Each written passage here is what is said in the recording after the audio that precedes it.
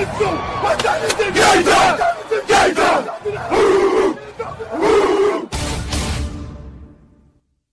to be a football game tonight now. No doubt. It's going to be a football game here. Okay. I done been here before. All right, let's go, baby.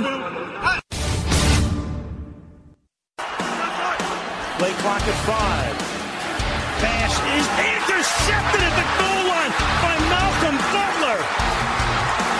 Unreal.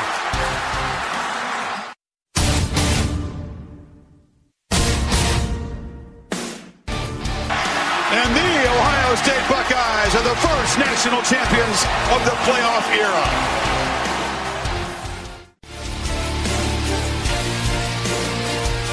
Ladies and gentlemen, football to football. Your host, Sean Garmer, Gary Vaughn, and Randy Isbell.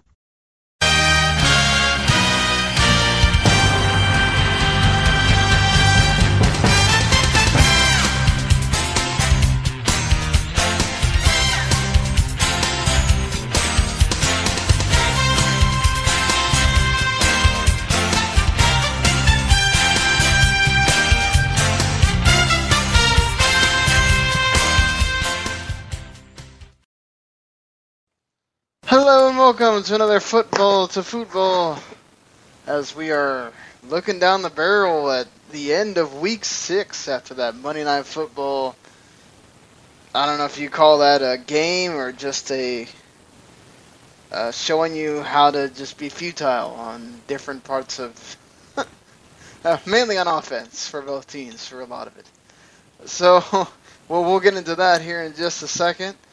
But thankfully, we made it through this week, and we'll tell you all about it in our NFL Week 6 recap. Then Randy will do his usual, getting you through the quick hits of college football Week 7, and as well as, just us letting you know how we did in our pick'ems and everything. And then we'll hit you up with Gary's top 5 fantasy pickups for Week 7, and our power rankings and our player of the week. Pretty much. So that's the gauntlet thrown down for everybody. But, I'm not doing this on myself, thankfully. I've got my two co-hosts here, Mr. Gary Vaughn, who went to a pretty, I've heard it's not enthralling, but it was probably fun being there live, a live edition of Monday Night Raw there in Dallas. How'd it go? It was good. It was a great time. Sadly, I did get to miss that Monday night game that I kind of really wanted to see. But, I had a great time and, spent a lot of time just cheering and having a good time. So, definitely worth it, even though I did sadly miss the game tonight. Well, Mr. Randy, you went to a pumpkin patch over the weekend. I know you got a bunch of pumpkins. How did the kid enjoy that? Yeah, we got some pumpkins, and then I watched the Monday night game where people were throwing pumpkins. Yeah, that's what it felt like. So you gave me a great segue here. To me, this felt like just whoever's actually going to do something on offense for once was maybe going to win this game, or maybe the defense was going to do it. Just Bradford threw 3 interceptions, one of them not his fault, because Riley Cooper decided to stop running on a route he'd already caught a 45-yard pass on, but only 280 yards. He does throw that 1 touchdown. Sam Bradford still not convincing at all in anything that I have watched him in. They win games. Well, this once again shows me that whatever they played against the Saints was a total anomaly, because that's not the same team here. The one thing I will say, the one positive, is first 100-yard game from Mr. DeMarco Murray as an Eagle. And you want to know why? Because they finally figured out how to effectively use him on the run. Something called a double tight end set, Jim Kelly. Is that totally foreign to you? Because I would have figured that's something basic that most coaches know. Especially if you watch any of the Cowboys. I guess he didn't watch any Cowboys game tape last year on how to use DeMarco Murray. Because, you would have noticed that first thing, right, Gary? Does this mean that now the Eagles are going to start doing things because they finally figured out, or it seems like they finally figured out anyway, how to use DeMarco Murray the way he should be? I think it will. I mean, from what you saw tonight, I'm sure, like I said, I didn't get a chance to see the game, so I can't speak firsthand. But if they are using him, in closer proximity instead of trying to get him out in the outskirts of the line, that's the smartest move. I've actually seen film where they were trying to, let him run the ball, but 5 yards before he hit the line of scrimmage, and the Cowboys used to do it with at least 2 yards, 3 yards of the line of scrimmage. Get him a shorter distance to the line of scrimmage helps DeMarco Murray. It helps him burst. And if they figured that out tonight, they've got something going. Because this guy, I mean, if you can keep your line in check and they can make holes happen, this guy can get the ball down the field. So I think they got something here if they did change up their whole plan. Well, Randy, you did watch the game. I mean, it was a tale of different things for Murray. I mean, at first they were just doing the same thing they normally do, have it run outside, do all that stuff with him, and then they seemed to figure it out there in the third quarter or something. I mean, is this show any kind of positivity for the Eagles for you? Well, it definitely shows positivity. And I mean, yes, they didn't look as good this week as they did against the Saints, but I still think they looked okay. Other than Bradford, I think he's still a mess. But as far as the running game goes and stuff, it looks like they're starting to get a bit of a rhythm. It looks like Murray is a lot more healthy now, so that is also a factor in that. And I just think, with the Giants' offense being as terrible as it was, the defense just kind of wore out, and the Eagles took advantage and ran the ball really well. So I think it's a factor of all those things. Well, we should point out that also the Eagles' defense stepped up in this game. Pick 6 on Manning, that pretty much sent the scoring in one way. And also, Manning throws the one interception that was on Donnell because he basically let DeMarco Ryan steal the ball from him. That's not on Manning, but Manning, worst game of the season, just pressured constantly. They couldn't get the running game going. Jennings fumbles again. I mean, anything you could probably not do in this game, the Giants did it. Their idiotic defensive lineman decided to rough Bradford way after he'd thrown the ball, and not just hit him, do a freaking spine buster to him. I mean, just stupid. I didn't get it at all, and it cost them, and it actually led to the first touchdown of the game for the Eagles. I mean, this kind of stuff seemed to happen all game long, either penalties in the wrong spot. I mean, Odell Beckham was also just disappeared for a large part of this game after he caught the one touchdown that Manning got. I mean, is this a case where the Giants beat themselves, Randy, or do you think you really should give it to the Eagles defense because they are this good? Oh, I don't think the Eagles are that good on defense, but I think you have to give a lot of credit to the Eagles defense. They played a lot better than I think a lot of people have been giving them credit for, in the offseason and all that. They thought the only way they would win is high scoring, and here they showed some good defensive prowess. Yes, the Giants made a ton of mistakes. They just looked off. As far as the offense goes, and it was just a bad game for them. I mean, it's one of those things, and that's the way the NFL works. Is you can look so good one week, and then the next week you just put up a stinker, and everyone goes, well, which is the real one? And sometimes it's both. Mm-hmm. And that's the biggest question I had for this game is, what is the Giants going to be? What's the real identity? And did we get a chance to see it? Now, I've always said, I felt like the defense of the Giants has not really been there. They've had a lot of success, but they've had close games. All their games have been close, and they've gotten not lucky, but they've gotten chances to win the game at the end, like they did against San Francisco. They've had opportunities to win some other games like that, and that's how they've gotten the game done. That's through their offense, not their defense.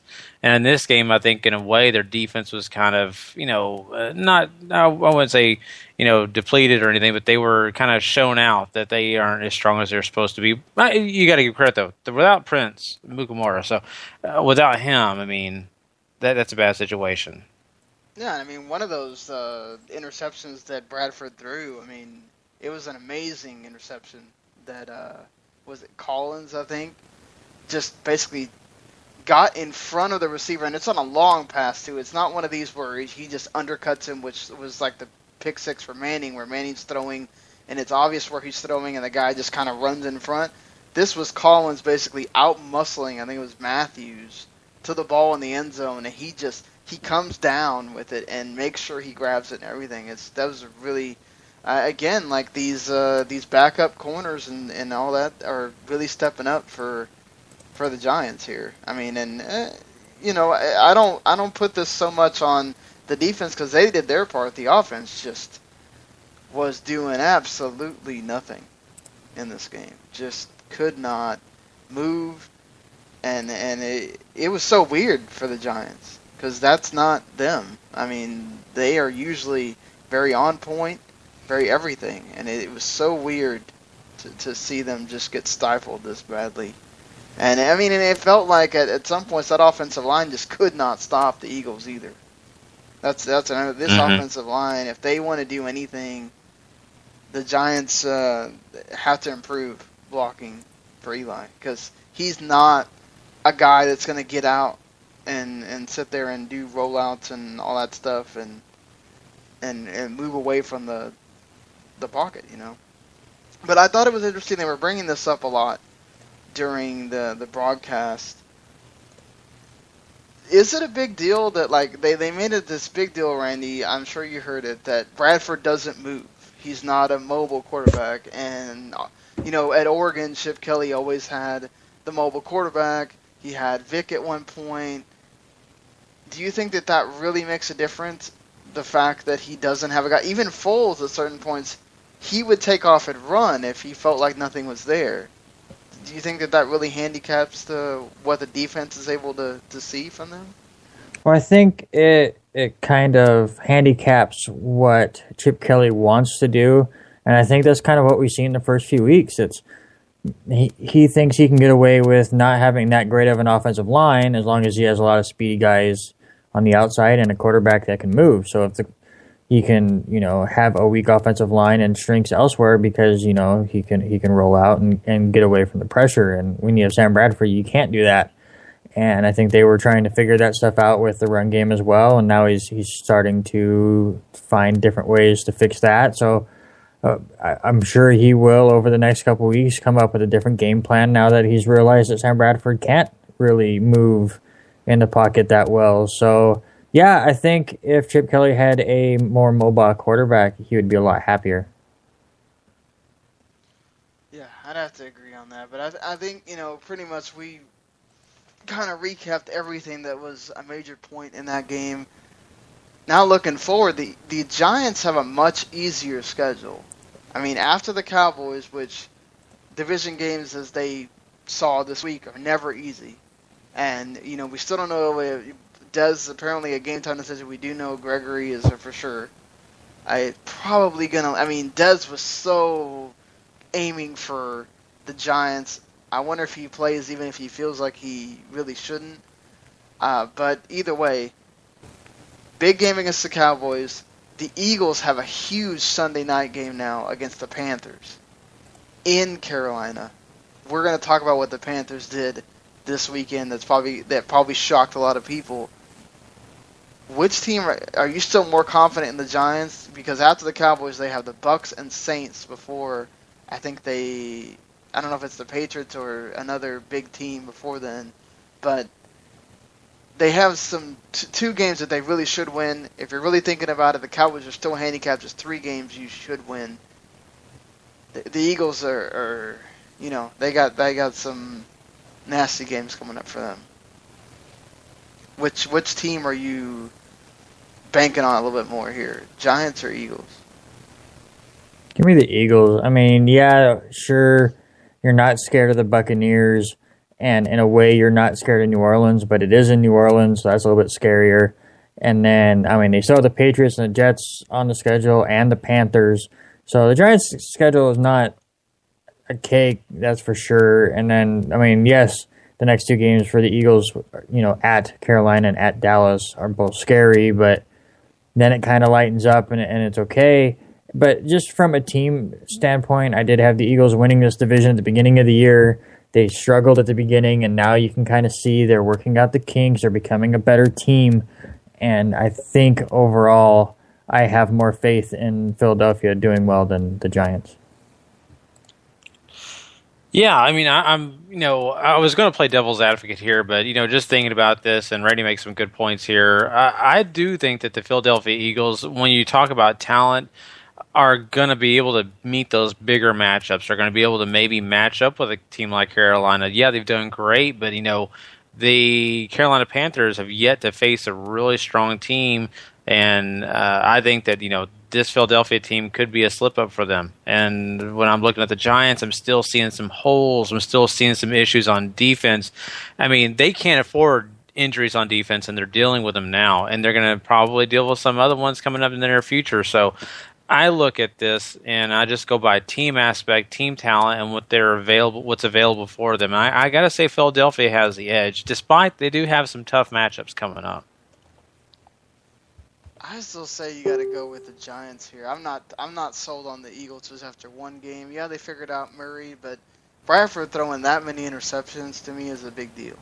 Mm-hmm. This is not a. I mean, look, the Giants. The one thing they've done all year is they make big plays on defense. Sure, but some of this stuff is on Bradford. What he decides to throw, and all that kind of stuff. And it just to me, I still have no faith in who they have at quarterback.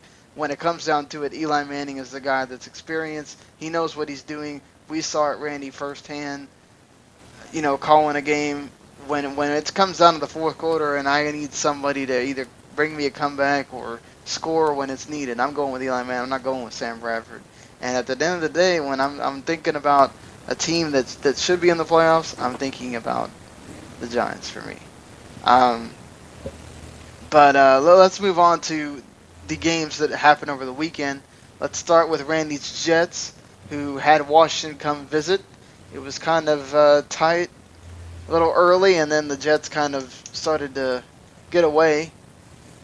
What did you see here?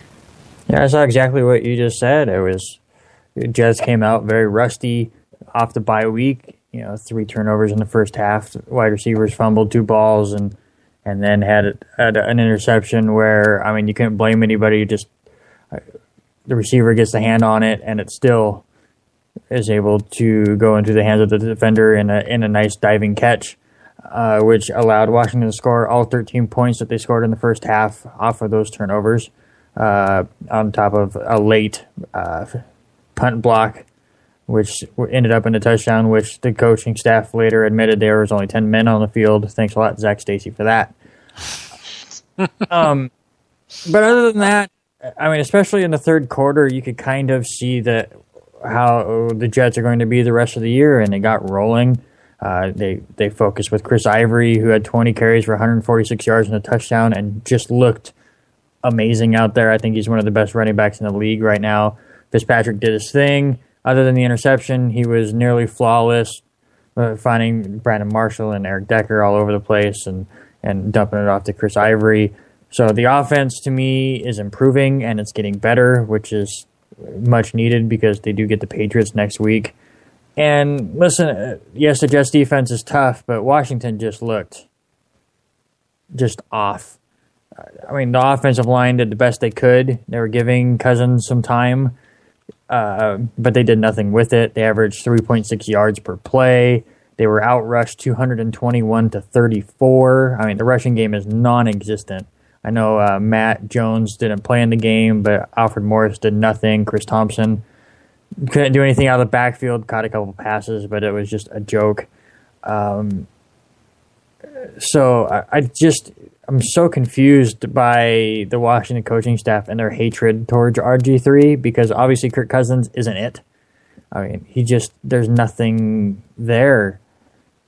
So I understand that Jay Gruden absolutely hates Robert Griffin III. I don't think that's any kind of a secret, but I mean, to just have him sit on the bench the whole year because you don't like him, even though I think he gives you the best chance to win right now.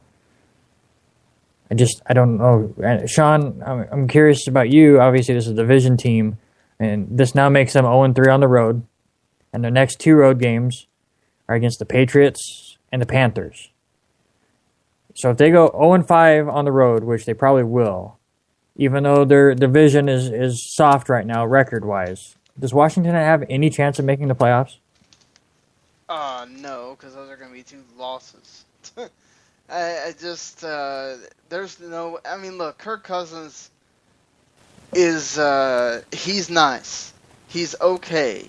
He can do things that you need a quarterback to do in the basic sense, but a lot of times he makes stupid mistakes when you don't need him to. Case in point, the Atlanta game where he throws the pick six. And then he also leads them down to make the tying score. I don't have confidence in that. The running game all of a sudden went from being one of their strengths to just one of these things where it's not there.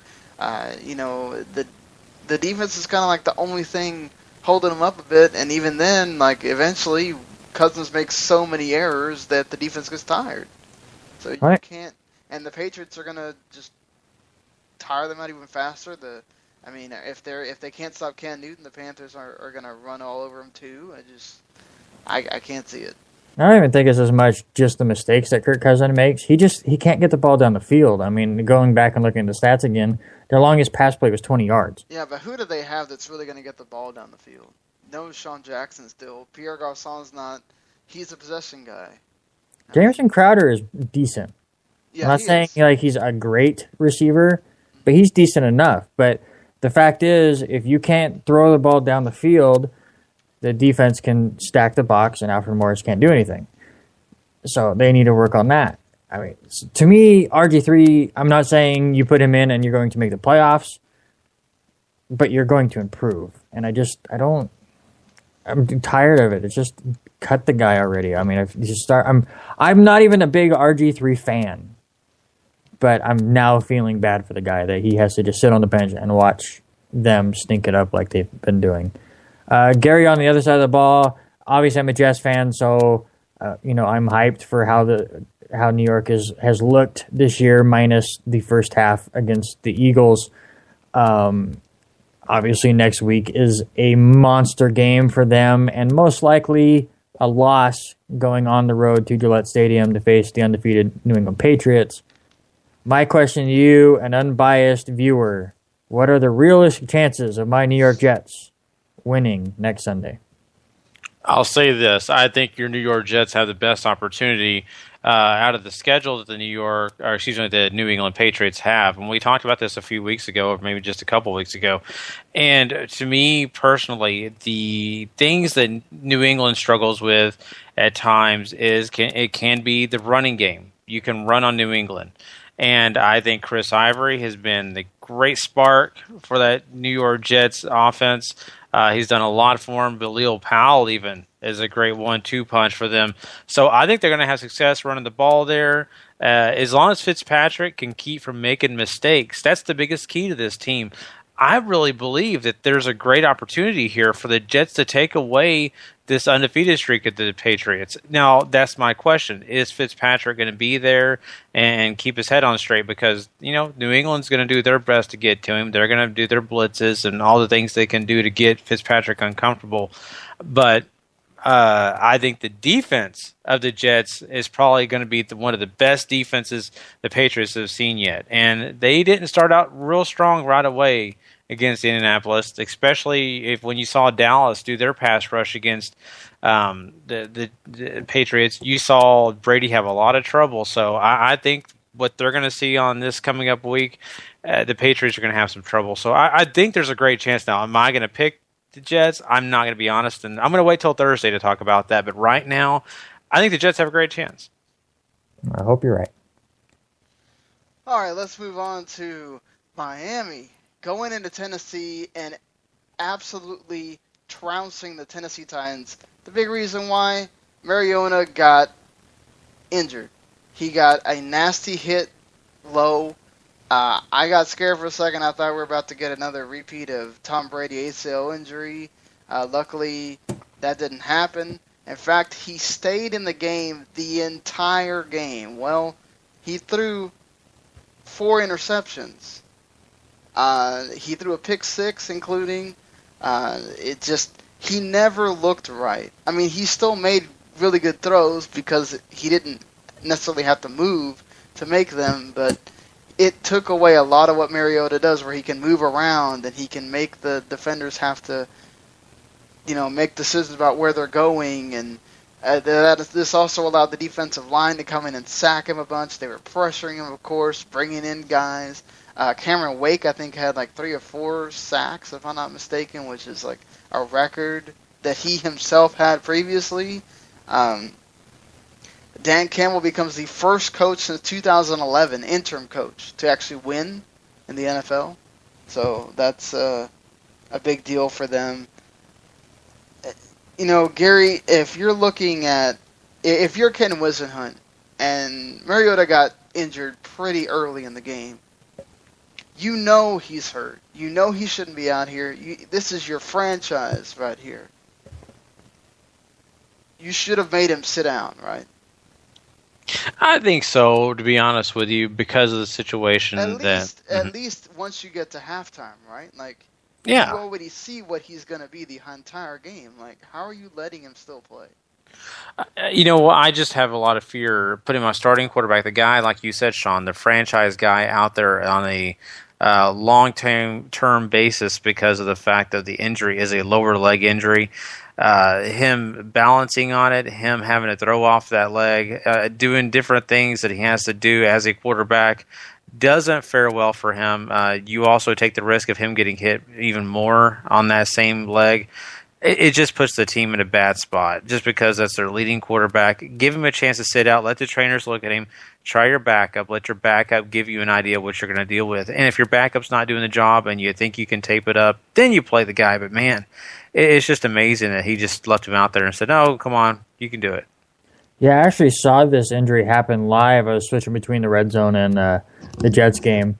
And not only did the injury, like the hit, look just nasty and terrible, but the next few plays that Mariota played, I mean, he was hobbling around more than Kirk Gibson did after he hit that home run in the '88 World Series. I mean, He looked like he was 20 years older. He was barely putting weight on it. He just looked completely off.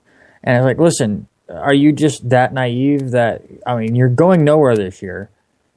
This game means nothing. Mm-hmm. I don't know about it. That whole division's going nowhere, so maybe. Well, the Colts are, with luck back, yes, they lost this week, but it was against the Patriots. They're going to run away with this division. But even if you win this game, you're 2-3. What does one game mean compared to all of the year if you leave Mariota out there and he gets hit again? It didn't make any sense to me.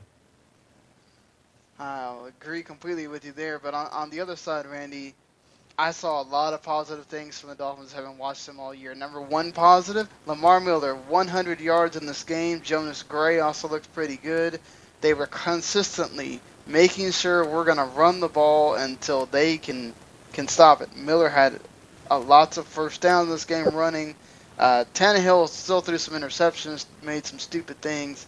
Lots of his touchdown stuff came in garbage time once they were really on top of Tennessee. I still need to see Tannehill actually play an actual good team and have a game where he doesn't make dumb mistakes. But the defense was another thing that was huge. Obviously, again, I think you kind of have to put an asterisk on this with Mariota being hurt most of the game. But is this a one-game bump for you because of the new coach, or do you feel like if you're a Dolphins fan, you can be confident and say, okay, the team can sort of make a run here. Maybe not at the division because of look at, with the Jets and Patriots kind of already being at the top there, but maybe still be in play somewhere. Yeah, I actually think that they could be, and it's more the fact of game plan than just motivation and stuff. Obviously, when you have such a clunker of a coach and how they were kind of giving up on him to bring in somebody new, sometimes you get that spark. But it looked like a whole different Dolphins team, not just the way they played, but the style of game they played. Like you said, Lamar Miller had a great game, and it's because they gave him the ball. They focused around him on the offense. And the defense got an extra spark, and they're starting to work some things out.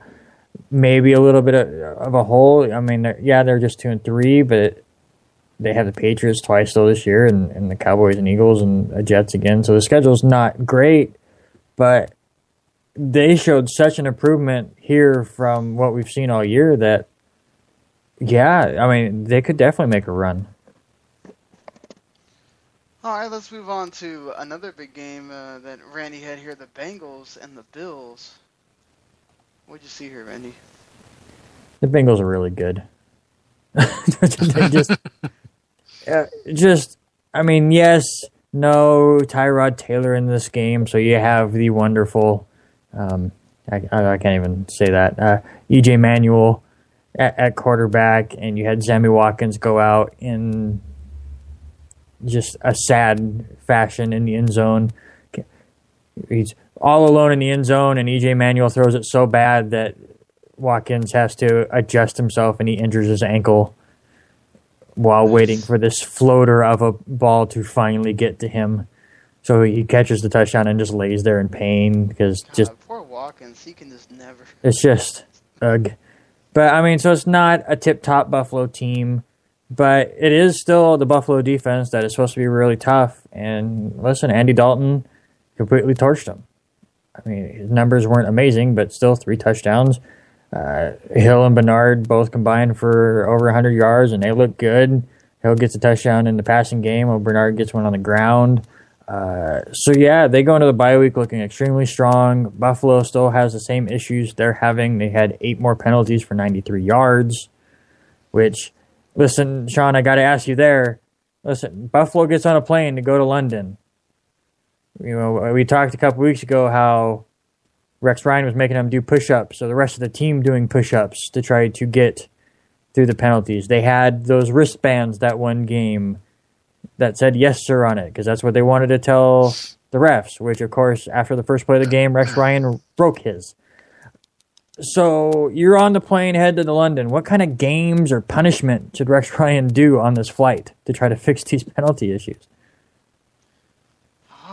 I mean, on a flight, you're kind of restricted there, but, yeah, I mean, I don't know. You make them do, I guess you got to do kind of the same thing. Make them do push-ups, make them do exercise things. I mean, I'm kind of, this is one of those, I don't know. I mean, listen, at some point, your players just have to not be stupid. I mean, I don't know how many times you can just keep making dumb penalties and think it's not costing them. Like, why aren't you mad at yourself and making sure you don't do that in games? I know sometimes you can't help it, but it's just sometimes with the Bills, I'm just like, what are they thinking? I know Rex Ryan's got to be telling them something. Like, I can't believe he's just like, it's all right if you just hit somebody personal foul or whatever. Just that's not doing anything terrible to us. Yeah, I will say, though, on the Bills side, it was nice to see LaShawn McCoy back out there. 17 carries for 90 yards and a touchdown. He looked healthy, had a really big run right off the bat to kind of get things going. Again, on the Bengals side, I said they're really good. Gary, 6-0 going into their bye week. I got a tough question for you. I know we're all kind of talking about Andy Dalton as possible, NFL MVP, but Giovanni Bernard has had a nice comeback season. AJ Green is still AJ Green and has been great. Tyler Eifert's one of the best tight ends in the league. Their defense has been stout. So is Andy Dalton their MVP through the first 6 games, or is it somebody else? It's kind of funny to say that because you're right. This is a tough question. You've named several great players on this offense, and I think, a lot of it has to do with one guy, and that's Andy Dalton. And I know it sounds funny, but I just feel that way because he's given Eifert the chances and made the ball basically put it right in the spot that Eifert needs it. I mean, if you watch some of those plays on Sunday, he's getting the ball out there and in the right accurate places, unlike other years past. I mean, he's always been a pretty decent, quarterback when it comes to the regular season, but when it gets closer to the postseason, it seems like he slipped off. But this season, he looks like a new quarterback. And the way he's passing the ball, the way he's a threat has caused that running game to really work out, and Bernard is really succeeding, I think, from that. He's getting the opportunity not just to, face the big fronts, but he's also given the opportunity to catch those great passes from Andy Dalton when they're available. So, to me, Andy Dalton really has opened up this game a lot more. I think he surprised teams this year, and I think by the end of the year, he's going to be well known. Are you waiting for me? I I'm gonna go with Dalton too. I can't like it because with everybody else, it's a different guy every game. Like sometimes it's Giovanni Bernard, sometimes it's Tyler Eifert. Like I think Eifert would probably be the only other guy you could say because yeah, AJ Green won him a game one time, but there's been games where he hasn't really been the key figure. You know, so I think there's been more games where Eifert's been the key figure more than Green. You know, there was a game where Jeremy Hill had 3 touchdowns. There was a game where he didn't do anything. You know, the same thing with Giovanni Bernard, where he's kind of been in and out too, even though he's been more consistent lately. So to me, the one constant in most of these games, aside unless you want to give it to the defense, is Andy Dalton. So, moving on now to the Pittsburgh Steelers and the Arizona Cardinals. I'll tell you what, I had no idea that Michael Vick could be benched. But he was benched, and Landry Jones looked a lot better. Perhaps you wonder what would have happened if... Well, I mean, the Steelers have won even with Michael Vick, so, you know, it is one of those things. But Vick just looked so bad. All he could do was run. Every time he was throwing the ball, it was way over somebody's head. Antonio Brown just he wanted to kill him. I mean, it was so bad. But then, you know, Landry Jones didn't make... Antonio Brown a favor of him, or you know, a big fan of his either, because the first pass he throws to Antonio Brown is to his foot. So, but aside from that, I think you know, if you're a fantasy owner, not to steal Gary's thunder or anything, but if Martavis Bryant is sitting in your league somewhere, and say Big Ben doesn't start again for next week, I'm picking up Martavis Bryant because that's the guy Landry Jones likes to throw to. Sorry for Antonio Brown owners, and I'm one of them in one of my leagues, but. Martavis Bryant not only got the winning touchdown that kind of put it away, you know, Landry Jones was throwing to him. And I think Martavis Bryant got another touchdown, if I'm not mistaken. Or I can't really remember who got the one that made it 12-10, but they just looked much better. They looked like an actual regular football team, not to mention the defense really stepped up in this game. Carson Palmer throws 2 interceptions, not like him. They stuffed the running game, which is a big deal for the Cardinals. But Carson Palmer throws a key interception really late. That kind of led to having Landry Jones go on that last drive and all that. Now, Larry Fitzgerald in the postgame said that it's on them for not executing in the red zone for most of this game, which was a big key. They could not. They had too many field goals. Not to mention, Mr. Boswell for the Steelers has got to be like the number 1 guy right now because he had, I think, like 5 or 6 field goals in this game. Ridiculous. But they've sure found their kicker, if anything. If you're the Cardinals looking at this, are you blaming Palmer for the loss here? Or are you blaming the defense for not being able to tackle Martavis Bryant on that last drive there that kind of mattered? I mean, where are you going with this? Because we have seen Palmer throw some big interceptions in other games, namely the game against the Rams, too. What do you think, Randy? I don't think I'm blaming it on one specific thing or person. I'm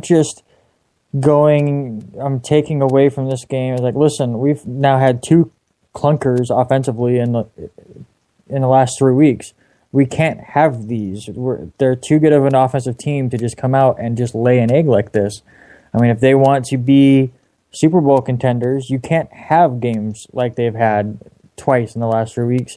And so they got to figure out what is going on and how to fix it because they looked so terrible against the Rams, and we all thought maybe it was the Rams defense. And then they go out and just completely torch Detroit. And then here you are again, just the numbers all look pitiful. You're getting beat by a banged-up, terrible Mike Vick and this Landry Jones kid that, like you said, looked good, but it wasn't amazing.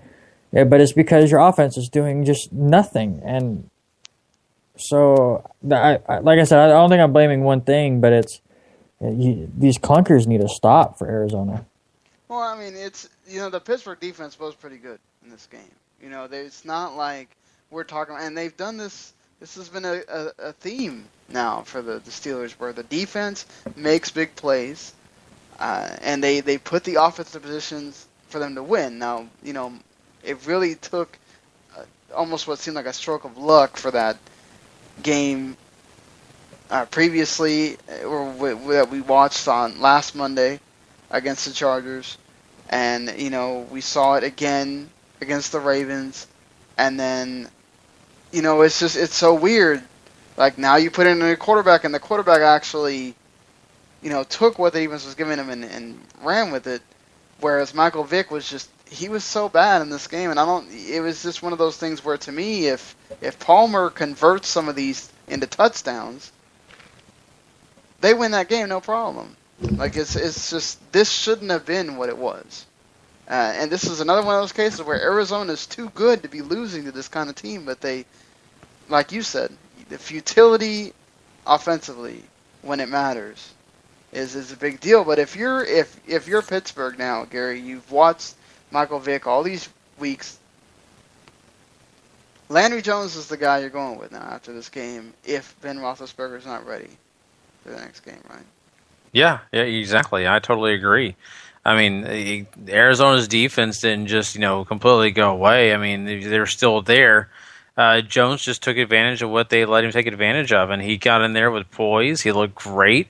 He looked like he'd been playing all these other games, honestly. It's almost a shock to me how well he played, just because I thought, a backup quarterback, especially a third-string guy, you would think they'd be, kind of a little bit nervous, maybe, cause some, maybe interceptions or fumbles just because of the fact that they're nervous. But no, he came in there with a lot of poise. And so, I'm definitely on board with him right now, especially against such a good Arizona defense. And just kind of to piggyback off of that, I think you just go with Jones next week against Kansas City and save Big Ben for the week after when you get Cincinnati. I don't think you rush back Roethlisberger yet. I was totally going to say, against the Chiefs, you don't need Big Ben. Just go out there with Landry Jones, see what you got. If I'm Mike Tomlin, let Big Ben have a rest. I know I can beat this team. Let me see if Landry Jones is somebody that I can keep around as my actual backup. And you can let go of Vic and whatever, and you have a solid guy behind him if Big Ben ever gets hurt again. Because we don't know if Big Ben, he's going to be totally okay when he comes back, and who knows, all it takes is one play and he's down again. Don't want to wish bad things on him, but just saying. I mean, you kind of do need to see what you got there. So I would definitely say if they go with Vic again, they're just asking for trouble. Because I don't know what it is, but that guy just he does not have a connection with anyone there. He makes ridiculous throws. I mean, people are crapping on Peyton Manning. I mean, he's making Peyton Manning look like, the old Peyton Manning. But let's move on to Randy's next game here. We are talking about those Kansas City Chiefs. They went into Minnesota and they lost. But how'd they do it, Randy? By putting me to sleep. I don't know how it works. Sean and I get together and we split the games up that we're going to watch on whatever. Yes. Game Pass. Thank you. And I always get a game like this. It's the most boring style of football. Neither offense looks good.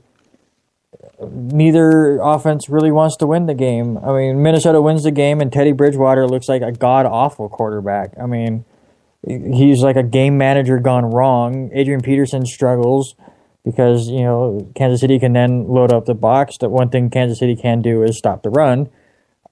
But you would have thought Minnesota would go out and light up the secondary that everyone has all year with all the injuries and stuff, and they really didn't.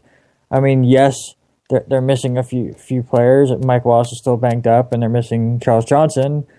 But there just wasn't any spark from either team, and it was just it was a pain to watch. But the one bright spot, and Gary, I have to go to you first because you are the fantasy guy. Stephon Diggs, 7 receptions for 129 yards. In their last 2 games, he has 13 catches for 216. Is he real, or is this just because Charles Johnson is out? I like this kid a lot. And you know what? Sometimes you don't know what you have until he has to come out, and that's this guy. I think Diggs could be very for real. Now, he's a guy you need to watch still. We've only got this small, short sample size, but I think Diggs and the performances he's had over the last 2 games have been worthy of you considering picking him up. Trust me, I mean, you don't want to miss out on this guy if he does end up being better. Charles better watch out. He may be replaced. But, I think he's definitely worth a pickup just to see. Give it a few more games, but trust me, this week, pick him up, let him sit on your roster until you know. Yeah, actually, I'm in a league where I might have to pick him up and start him. I just got to 6-0 somehow, but because I had Big Ben and made a big trade to get Andrew Luck, who the next day got hurt. So I'm sitting here with a small bench, and I have 3 quarterbacks on my team. So I literally own 2 wide receivers. I have Randall Cobb and T.Y. Hilton, so I'm happy with them. But Cobb is on bye this week. So I'm very much leaning towards Diggs to be that 1 week fill-in for sure. Mm-hmm. Definitely. And on the other side, Sean, it's just another week where the offense doesn't look great. I mean, the moment it started to get going, Jeremy Hill gets a terrible hit and gets concussed, and he might be out for another week or 2. Obviously, the replacements for Jamal Charles were not good. West was the guy to go for. He got more of the carries. He got way more yards, better average. Now Davis was just kind of there. But he has a key fumble late in the game, which basically sealed the game. And again, not a lot of production. There's just no pop to this team. So with the season basically being over now, listen, you're 1-5, and injuries have just completely piled up. Do you look towards next season? Do you try a Chase Daniel or an Aaron Murray at quarterback just to kind of see what you have towards the future, or you just kind of ride it out? Knowing Andy Reid, he's going to ride it out because that guy is just... He's not going to think about next season until there is no possible way. I don't see him doing it the next game. I think if you get to 1-6, or especially 1-7, just forget about it, man. Just Aaron Murray, trot him out there, let him see what he gives you. I mean, he was a standout at Georgia for a reason. Let him see if he's anything. I mean, you know what you're going to get with Alex Smith. The dude is going to have been the same forever. I mean, he's been decent in your offense, but obviously he needs a running game in order to make him work, and they don't have that right now. Let's see if you have a quarterback on your roster that can, by himself, kind of figure out these receivers and do something offensively. Because this defense is actually pretty good, but if you make them have to do all the work like you're having to do, they're all going to get tired. They're only as good as if their offense is. I mean, I keep pulling it, but I mean, yeah, some great defenses can just will you along, like we're going to talk about with the Broncos again. But just you still need to be effective offensively, and they're just nothing right now. I don't understand how you can keep going to the guy that you know is not going to. Look, he's not going to change who he is all of a sudden. I will say, I mean, yes, they started 1-3, and yes, they were my AFC representative for the Super Bowl in our preseason predictions. But I would have loved to have seen what would have happened if Jamal Charles doesn't get hurt. I think they beat Chicago last week. I really think they beat Minnesota because the defense is looking better. It's like I asked the question because I'm kind of in that same boat where just give the young guy a shot because, I mean, what else is it going to hurt? But it's just kind of sad to see this is what Alex Smith came here to do, was to be the game manager, hand it off to Jamal Charles, dink and dunk here. They got Macklin to be that big play receiver, and now here he is with no Jamal Charles and a beat-up Macklin and just kind of there to get beat up. He's been sacked more than any other quarterback but one, and it's just been a devastating year for Kansas City, and it's tough to watch. I should mention that apparently Marcus Mariota has officially a sprained left MCL. So if you're the Titans, you're lucky it wasn't something else. Oh, yeah. But going back to that, it just, to me, it's just Andy Reid needs to understand when that's it. And, look, there's a possibility, again, with the Broncos being the way they are, where it only takes one interception from Peyton Manning and just with the defense can't bail them out to where, they could start rolling down a hill. And maybe the division isn't completely, totally out of reach or whatever, but even then, you already know Alex Smith is not doing it with what you have presently. Yeah. Unless he changes his scheme and stuff. I agree. But here's the thing. You got a group of guys here that, they're professionals and they want to play and they want to make sure that they have every opportunity they can to put on the best show they can to showcase their talents. And if you're replacing Alex Smith this early in the game, I just feel like you're taking away the continuity some of these other guys could have maybe for next season. You don't want Macklin getting more receptions from Chase Daniels or Murray, anybody else. You want to make sure that Alex Smith is the guy getting the ball. All right, well, who are the Chiefs? The Chiefs are playing next week, right, or no? Yes, they are playing next week. Who are they playing next week? Let me look for you. They are playing. Just closed it. Not to forget. They get I Pittsburgh. said that because I thought we were just talking about them. They play. Oh, they actually Pittsburgh. Okay, so they play the Steelers. Look who they have at quarterback. You mean to tell me for one game you couldn't say, let's bench Alex Smith, let's put Aaron Murray out there? I still don't think you know. Seriously, Chase Daniels has been sitting there.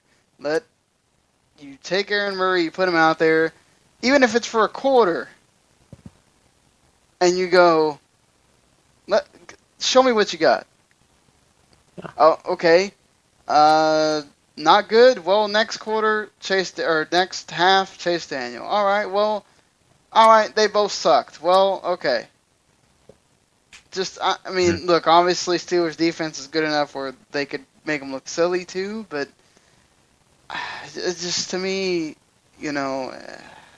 just too early. Just like you said, it's just too early. You wait till you lose 7 games. You just don't do it. 5 games, yeah, it's bad, but it's not the end of the world just yet. It's close, but not quite. All right, we probably stayed on that way longer than we probably should have, but hey, we had some good discussion here. So, moving on to a division matchup that was anything but boring. I mean, talk about lighting it up on the scoreboard. 37-34. Detroit Lions and Chicago Bears. Goes to overtime and everything. Man, this was exciting. This was awesome. You know why? Because this was finally the Detroit Lions that you expect to see. This was Calvin Johnson freaking getting over 100 yards for the first time in the season. A touchdown. A huge freaking play from Calvin Johnson there towards the end that basically sealed the game. Lance Moore also got over 100 yards. He was very vital in this game. Amir Abdullah finally looked good running the ball. He did fumble again, which has been his problem, and he got benched. They're saying he got injured, whatever. He got benched, and then he showed up again in overtime. Timothy Wright even caught a big touchdown. There's one weird-ass play that people are probably still going to be talking about, and Patrick, who's a Bears fan, Patrick Ketzer, he's been on here before, messaged me and was like, man, the Bears just got screwed. Golden Tate caught a pass that technically went over the goal line, but he was still being tackled. And I don't know who the color guy was, but he kept saying that because he was still being tackled and he lost the ball as he was going down, that should have been a touchdown. Well, they went ahead and reviewed it and ruled it a touchdown. Yeah, you have to wonder if it was in Chicago what the reception would have been for that. But, still, it counted. Matthew Stafford looked like Matthew Stafford. He was actually avoiding the rush. He wasn't sitting there waiting for them to sack him. He only got sacked twice in this game. He kept running. When there was nothing, he would run. And that was the biggest thing to me. Like, Matthew Stafford finally seemed motivated. I don't know if it was the benching from last week or whatever, but he came out on fire and just kept going. the Bears defense had no answer for him. On the other side of the thing, Cutler actually looked pretty good. He still threw a stupid interception, which, at this point, you might as well get used to that. That's what Jay Cutler does. Matt Forte got a touchdown too, but I'm starting to wonder with Matt Forte, like they're having certain drives where Jeremy Langford is on. He looks good, and if you're a Matt Forte owner, start wondering if you might start seeing like a two-back deal back there pretty soon, because yes, Matt Forte is big in the passing game too for Cutler, but I saw a lot of positive things from Jeremy Langford there. Alshon Jeffrey comes back 147 yards. He made two big plays at the end to get him into field goal range, and Cutler just couldn't do it. But to me, this is on the Lions, and I see it as finally something positive for them. Just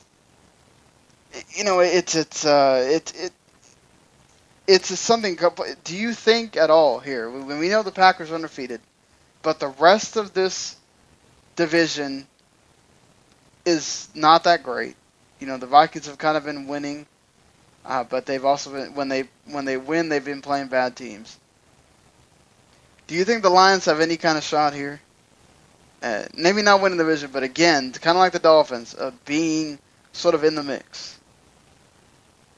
Randy, what do you think? No, just for the fact that there's so many teams in front of them. I mean, yes, the last wild card team right now is 3-3, so they're only 2 games out. But I mean, listen, you got the Packers still twice. I don't know. I just don't see it with them. I did not see them as being an 0-5 team, and if they went 0-6, it would be the craziest thing I'd seen in a long time, and just shows you how crazy the NFL can be. But I can't see them as a playoff team. They can go out here and light up a scoreboard and get in these crazy shootouts, but they still are barely pulled this game out. So I can't see them going on a run and getting the wins that they're going to need to get back into this.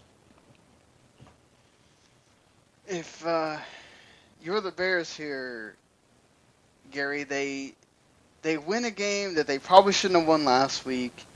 Then you get to this game and they had a shot all the way to the end. If you're the Bears, like what do you make of this team? Is it just having injuries at the wrong time, or because they looked like the Bears you would expect. Eddie Royal was efficient. Alshon Jeffrey was great.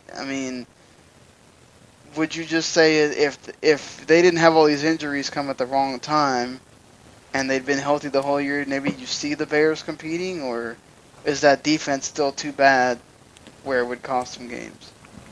I think without the injuries, they definitely would be, a better team, like you said. But I'm not sold that, they wouldn't still have some of these losses that we see.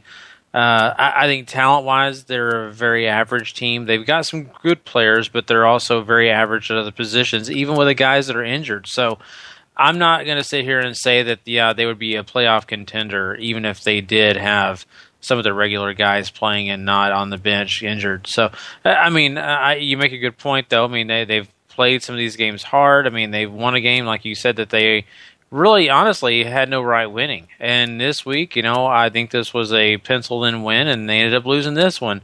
So you get what you get with Chicago, and that is a very up-and-down team. I think it's going to be this way the entire year. All right. Well, we're going to be bouncing around here because we kind of had a mix of the 1 p.m. games and the 4:25 games because I had to take a lot of the 1 p.m. games because they either had a team that I'm covering all year or something like that or whatever. So let's move on to what used to be the Harbaugh Bowl, was a former Super Bowl game, and you had Baltimore coming in and visiting San Francisco, and Kaepernick once again showing improvement. But what do you take away here, Randy? Yeah, Kaepernick again looked pretty good. No major mistakes. Still needs to work on a little bit. But the one thing I noticed, like they kind of even went away from it, which surprised me because it was working so well. They need to do more of where Kaepernick rolls out to his right and then has somebody there as a dump-off option. So he can look downfield and see if anybody's open. If that's not the case, he has a dump-off that he can go to, or he can run it.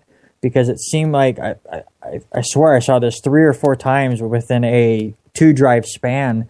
And every time he rolled out like that, there was one defender that had to make that choice of, do I go after Colin or do I stick with my guy? And he would step up and Colin would just dump it over his head. And whoever it was that was that trailer would just run off with it. And help their fullback had a really good game in the receiving game. And it just seems to work for San Francisco. So it's like they're starting to piece things together. Carlos Hyde has a decent game, but his foot injury really started bothering him. He went down at one point completely untouched, grabbing his foot. He does come back later, so that's something to look at. He says he does plan to play on Thursday against Seattle, but who knows. On the other side of the ball, Joe Flacco just looked terrible in this game. I mean, this was the bad Joe Flacco.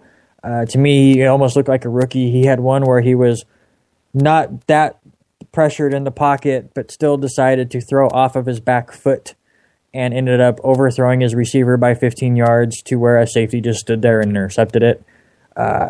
It was good for them to get Steve Smith back. He's right back to the old Steve Smith, 7 catches, 137 yards and a touchdown. So there is that. But Baltimore just doesn't look good. If Pittsburgh had a kicker back a couple weeks ago, you're probably looking at an 0-6 Baltimore team. So, Sean, is John Harbaugh's job in jeopardy? I don't think so, because it's kind of like the same thing with the Giants and Tom Coughlin. Winning a Super Bowl means a lot. And I think, this is not on John Harbaugh the reason why this team is this way. I mean, it's either Joe Flacco. It's just Terrell Suggs going down is huge for that defense. Let's not make any bones about that. They've still been injury riddled there on defensively. They have been hit big time. Steve Smith not being around for those games was big because he's sitting there throwing to Kamar Aiken. I mean, you have the stat there of how important Steve Smith is. And, I mean, I don't know what they're going to do next year, but whatever. Next year's next year. I think it's just been a bad combination of things. Flacco, that's Flacco. I mean, why is that on Harbaugh? Flacco's the guy going out there throwing the ball. It just, no, I think Harbaugh's fine. Yeah, and with Baltimore, they did get Crockett Gilmore back. He didn't do a ton in the game, but that is another key target for Flacco as well. Speaking of Baltimore, the whole revenge game with Anquan Bolden and Torrey Smith facing their former team, just they did well, combined 8 catches for 198 yards and a touchdown. Anquan Bolden especially looked really good. His speed combined with Kaepernick's mobility really kind of confused Baltimore, because every time Kaepernick would roll out, it seemed like somebody would give up the assignment, and Colin was actually starting to find people. So it's nice to see them starting to roll a little bit. But Gary, I got to ask you, just on a completely different side of this whole thing, Justin Tucker is yet another kicker who is complaining about the turf at Levi Stadium. I don't know if you saw this on Sunday, but on a kick that he missed, he basically stepped with his plant foot and it sunk. Like, the turf is just terrible there. And this is where Super Bowl 50 is at. So is the NFL starting to get really worried? Are we going to see a whole relay down in the playoff time before the Super Bowl? What do you see happening here? Oh, if the NFL is not worried, they need to get worried. If you saw that play, that was going to be scary. I just saw the way his foot went in that hole and then it get twisted, and that scared me, because you don't want your kicker getting injured because of someone else's field conditions. But yes, I mean, I think that the 49ers themselves need to be concerned about this, and I think the league needs to maybe, put their nose in it a little bit and say, hey, y'all got to get this fixed, because you're talking about Super Bowl 50. This is a major game. The NFL is putting a lot of significance into the Super Bowl because it is a milestone.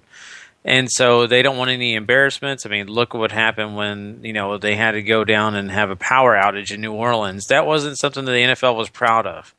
Yeah, they couldn't control it, but they weren't happy about that. You don't want, a game-winning... Some say the NFL did that on purpose. So. You never know. I think it was The Undertaker. But anyway, so looking at the situation, I think that, they've got to make sure that they get things in play, get ready for that big Super Bowl game. But not only that, protect the players. This is a situation where I honestly, looking at that play, Justin Tucker could have been injured.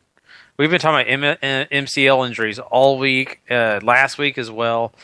Yeah, that could be a situation that Tucker could be dealing with right now. And then you'd have Baltimore looking for a new kicker. And Tucker is such a great kicker, they don't want to be doing that. So you don't want this happening on the game-winning field goal when you're talking about Super Bowl 50. So, yeah, get it fixed. Yeah, I'm right there with you, Gary. When I watch Super Bowl 50 and I see Nick Folk lining up for the game-winning field goal, I don't want the turf to mess it up. Yeah, I get you. It's all like that.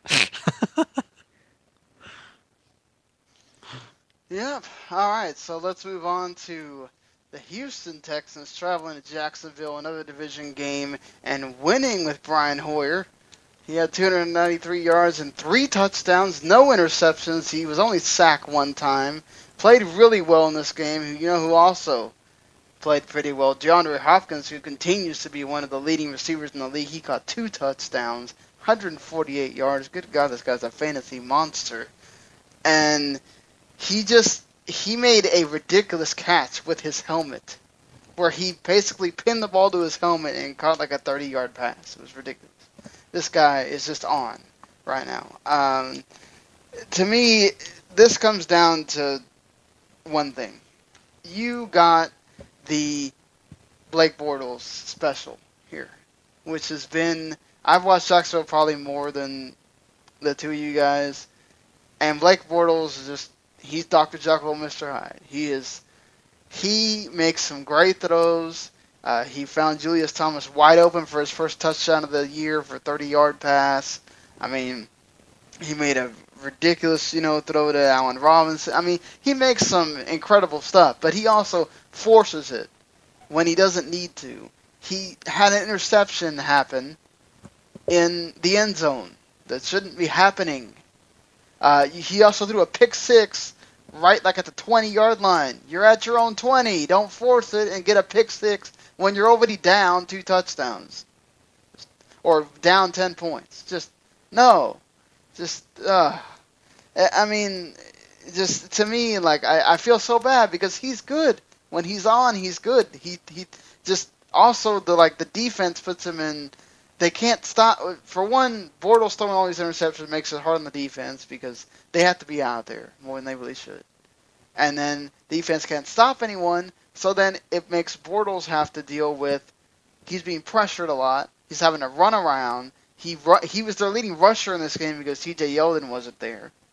Toby Gerhardt is just not good enough, and Denard Robinson's too small. He's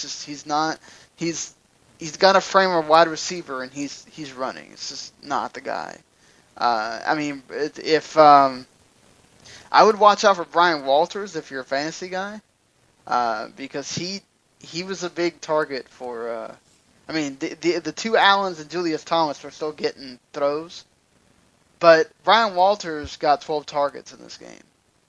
That's not a. He caught 8 of them. He also returns kicks and punts, so if you're in PPR or you're in a league where that kind of happens. So just to me, on the other side too, Houston Cecil Shorts was a actual factor in this game. Another guy that he used to be a big deal when he's in Jacksonville, and then he kind of went to the wayside when Mallett was throwing to all his backs and everything. One thing I would worry about, too, again, is Arian Foster was a bigger deal in the passing game than he was in the rushing game. Only got 50 yards again on 18 carries. So, if you're worried about that. But he did get a touchdown. He got the first touchdown of the game for Houston, passing. Jacksonville just. If Bortles wouldn't make the dumb plays, this team would be so much better. I don't know, but again, Houston looked good here. Gary, for sure now, Brian Hoyer plays the rest of the season, and again, this is weird with this division. Like, it's just these guys, these teams aren't far away from each other. Do you have any faith at all in Houston, Gary? I think that Houston's, trying their best to get things, right, and they've done some good things, and switching back to Hoyer has been one of those positive things. Have faith in Houston. That's a stretch for me. I think that they're doing their best they can, but, I'm sorry. They still have yet to show that they're dominant on defense at all, and their offense is good, 1 week, and then the next week you're not sure what's going on. The last 2 weeks have been a nicer picture for the offense. So, you could say that. But right now, faith, it's a lot of faith that I have to put into this team, and I'm not willing to do that just yet. Randy, I talked about Big Bortles for this game. He makes the decisions you want as a quarterback when he knows he needs to run. He scrambles around trying to make the play. Sometimes that costs him or whatever. If Blake Bortles played smarter, Jacksonville would be leading this division right now. Yeah, I'm right there with you. And listen, I'm a huge Blake Bortles supporter. I like the way he plays the game, but I'm right there with you. I think I don't know if it's as much dumb decisions as it is where he just feels like he has to do so much, especially in this game. As you said, T.Y. Yeldon was not in the game, so now he thinks it's all on him offensively. The defense is not very good, so he feels like he has to score a touchdown every time. So then he starts forcing things. If they could somehow reel him back in a little bit and just say, you're good, but you're not that good. You can't make some of these throws that your mind thinks that you can. He's going to be one of the better quarterbacks, in the next 5, 10, 15 years because I really love his talent. And especially with the people he has around him. Listen, you had kind of brought up Brian Walters because he has a great game. But listen, it's almost if you're a Jacksonville Jaguar player and you see the field at all, you have a chance to be a fantasy breakout right now just because they're throwing the ball so much. I had a point in one of my fantasy leagues where I have Blake Bortles in and Allen Robinson, and I almost put Julius Thomas in over Jimmy Graham, but I didn't want to put 3 Jaguars on my team because it was like it's the Jaguars. But you're almost to that point where it's like you just throw anybody. If they have the Jaguars in it, you just throw them in because they're going to get points because the defense is going to give up a ton, and then they're going to be throwing it all over the place. Yeah. So, I did have to actually make that decision. I picked Julius Thomas. But it was hard because Jimmy Graham actually had a good game this week. Yeah, you couldn't have gone wrong in that decision. And actually, in that league, I had 2 big decisions, and both of them I couldn't go wrong, so I felt all right. The other one was a Keenan Allen or Alshon Jeffrey, so I was okay both ways. Well, Keenan Allen did have to leave in the third quarter of this next game. We're talking about San Diego against Green Bay, and you're saying that San Diego outplayed Green Bay in this game, but they still lost. They did. If you go back and watch this game, and I've basically watched this game twice because my girlfriend is a Packers fan, so of course when they are on, that's what we have to watch. I don't get a choice in bouncing around. It's no joke. I couldn't even go to the Sunday Night Football pregame after the Chargers get stopped on 4th down because there's 15 seconds left and they're kneeling the ball. But I can't change the channel because we have to watch the last 15 seconds. That's a true fan right there. Yes. Yeah. We're going to get to a game here in a little bit on the college scene where I understand her point. But needless to say, listen, 0 running game for San Diego. Melvin Gordon fumbles the ball twice. He gets benched. As you said, Keenan Allen leaves in the third quarter, but not until he has 14 catches for 157 yards. But Phillip Rivers is just flinging the ball all over the place. He sets San Diego records with 43 receptions, 43 completions on 65 attempts. Both are records for 503 yards and 2 touchdowns. And he probably said 504 cuss words at his offensive line, who struggled at times. So he just did everything he could to will his team to victory. Antonio Gates has another good game. Malcolm Floyd does well. Danny Woodhead had a decent game in the receiving part of it. But listen, Green Bay is just that good where, I mean, they can take your best and just kind of roll with it. Aaron Rodgers actually has a pretty mediocre game. His stat line is not great, 16 of 29 for 255 and 2 touchdowns, but he looked worse. There were a lot of times where the broadcaster just kind of zoom in on him after an errant throw, and you could just see on his face, like, I don't know. He just seemed off. But they're very deep. It was like they had 9 different receivers catch a ball in this game, and none of them caught more than 2 passes.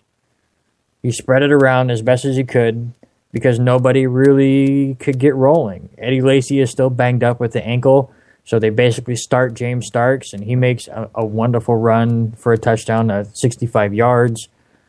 But you watch this game, and if you just turn the score off and go, okay, who won that game? You go, well, the Chargers easily won. I mean, because they just looked better. They get stopped inside the 10. They decide to go for it on 4th down, and they fail. So there goes points there. And then at the end of the game, they get down into the 3-yard line, and then they do something that just completely boggled my mind because they've been throwing it all over the place. They run the ball and get nothing. And then they go for a pass play on 2nd down, and Danny Woodhead's wide open in the corner of the end zone, and Rivers just doesn't see him and goes through the back of the end zone where the guy is completely guarded and it's incomplete. Then they run it again on 3rd down when they ran the ball 21 times, but they did it twice in these final 4 plays. And I just didn't understand the play calling, I guess, when you've done so much passing in this whole game, I guess to try to catch them off guard. But San Diego just can't find a way to win games. I feel like they've been the better team the last few weeks in their games. They just can't finish it. So Sean, listen, like I said, 3 straight close games. They're 1-2 in them. Are they just, a few plays away from being a playoff contender? Or are they going to be one of those teams that playoff contenders do not want to see in the last few weeks? Well, I mean, they are a few plays away from being a playoff contender if they would have won those games. Well, I'm just talking about if they can now close out games. You think if they can figure out how to close games, can they get back into the playoffs? They can. The team is good enough. I mean, we've seen Phillip Rivers can just march right down the field with whoever is there, even if Melvin Gordon is just totally trying to kill his team. Which once again, another week where Melvin Gordon does nothing. But he did something. It just wasn't good. Yeah. And to be fair, listen, I mean, these are people. Melvin Gordon is from Wisconsin. I think he was a little ramped up and was trying to do too much. Both times that he fumbled a ball, it was like a 2nd or 3rd time that he got hit. So he was trying to make that big play, right. And then instead of protecting the ball, he was trying to push through something, and then he lost it. So I think it was more of he really wanted to show off for family and friends, and he got a little too amped up, and it caught up to him. Yeah, I think it's just, the Chargers are a good team. Their defense is decent. Their offense, if the offensive line could block, where Phillip Rivers wasn't, having to deal with people in his face and whatever, and I think they'd be great. It's just, I don't know. They're really unlucky, I think. Just really, really unlucky. But they're not going to be. You don't want to face them at all. I think this is going to be one of those teams where Phillip Rivers doesn't just give up at the end of the season. So he plays hard no matter what the team's record is. So either way, whether they make the playoffs or not, you're not going to want to play these guys down the stretch. No, and how many times have you said that a quarterback threw for 500 yards, he didn't throw an interception, but he was a losing quarterback. Wow. But I mean, you have to give credit to Green Bay. They are, a solid team. Even when they struggle and they get outplayed, they find a way to win. So they are 6-0 going into their bye, but they do travel to Denver and Carolina in their next 2 games. 2 huge matchups. Eddie Lacy has been banged up since week 2 and does not look like himself. Gary, how big is it for them to get him back healthy before those 2 games?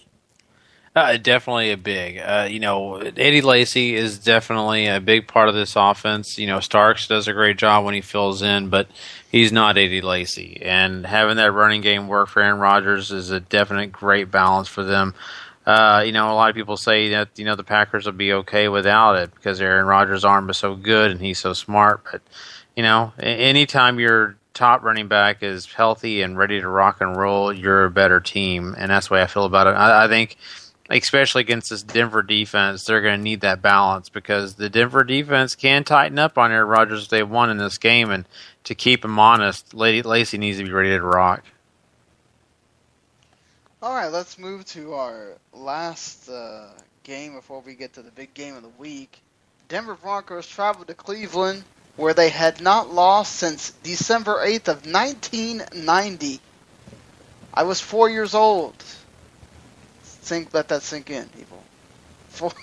Okay, Gary and Randy were like 6 and 7, so it's all right. I mean, we weren't that old. But, it's just, to me, like, this is...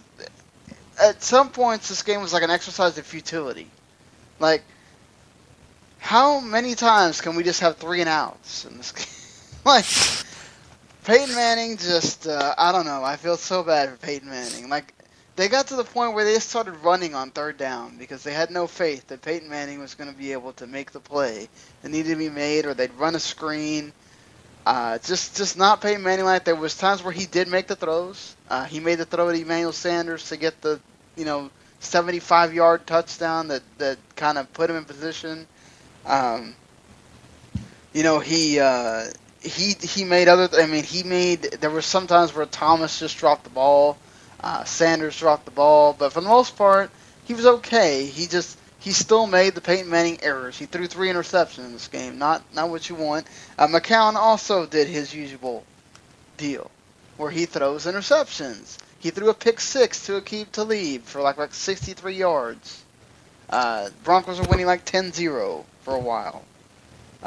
It was 10-0 at the end of the half. It was it 13-7 at the end of 3.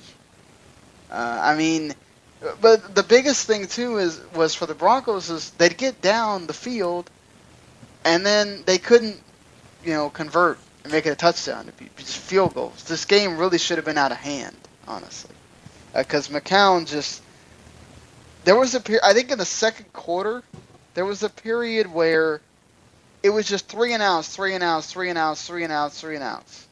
It was ridiculous. It was like, and then McManus missed a 51-yard field goal. I mean, I think the second quarter nobody did anything. It's just bad. McCown got sacked. Literally, okay, the Broncos were in McCown's face so much. There was a point where, McCown fumbles on this play. The defender gets in him, and he basically says, "Hi, I'm here, push, fumble." Just come on. And, the Browns' offensive line I feel bad because basically it was the Broncos the whole game. We're going to rush more people than you can block. But our guys are so fast that we're going to get to you. And, there was just really not a whole lot that McCown could do. He's still Gary Barnidge is a guy that if for some reason he is still sitting on somebody's waiver wire at this point, stop this podcast right now and go pick up Gary Barnidge. This dude is like McCown's entire offense. He caught both the touchdowns in this game. One of them was a ridiculous, catch in the back of the end zone, which is really great. Just still no running game for poor McCown. Just, I don't know what to say. Just, he again put the team in a position to win, but then he again also threw a stupid interception where he should have taken the sack and cost the team the game. And I just, Peyton Manning did his best to try to lose the team the game too, because he threw an interception in overtime. And then the next possession, Robert Turbin, who'd actually played pretty decently, bobbles the catch. Then McCown gets sacked twice. And then after that, it was just Peyton Manning puts him in position to get the field goal, and they win. I mean, I don't know. But this is where that big story that we talked about on Thursday, Gary, comes into play.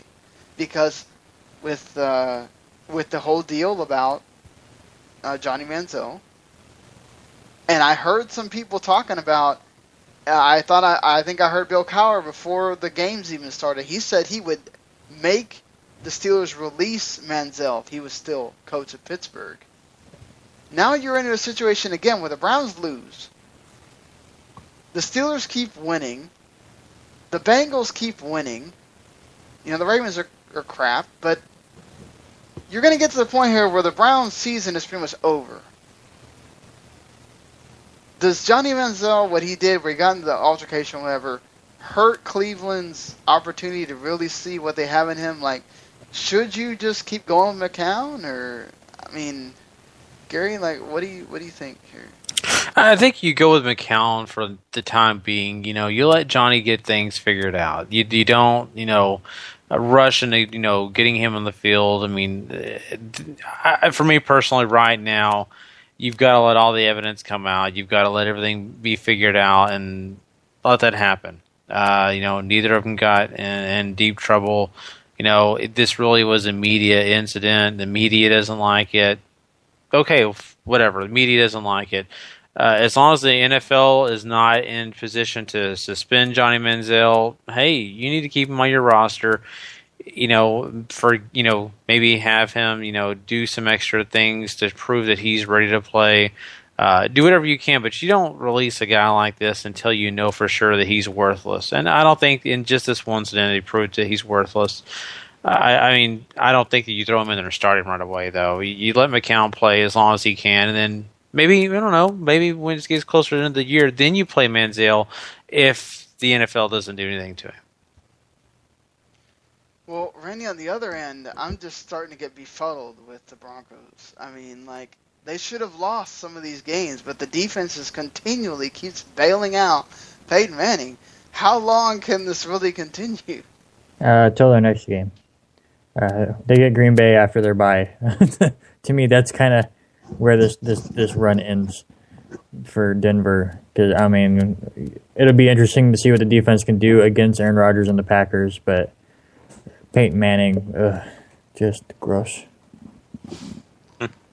Yeah. Did you guys find it interesting? And I actually saw the replays today of those interceptions that he threw. He had a clean pocket on a couple of those, and it was almost like he was scared, like they're going to come at me anytime. I better throw this ball right away. And if he just would have waited a little bit more time. In overtime, I'll give Barkevius Mingo made a nice play, though. Yeah, but the other ones, ugh. And not even just with the interception. There's just times where it comes out of his hand sideways. It just looks terrible. Or he just throws it over the receiver, or I'm just like, what? If it wasn't because Peyton Manning's brain is the reason why he's still there, because he still makes smart. Like I don't see him making dumb decisions like other guys. Just his arm just doesn't. I mean, look, he still makes throws at times, and I think that some of the criticism for him is a little bit unfair. Like just saying that he's totally terrible is not in that decision, but he's not great either. He's what Randy said last week. He is a game manager now, and until the defense can't, bail him out, it's going to show at some point. Mm-hmm.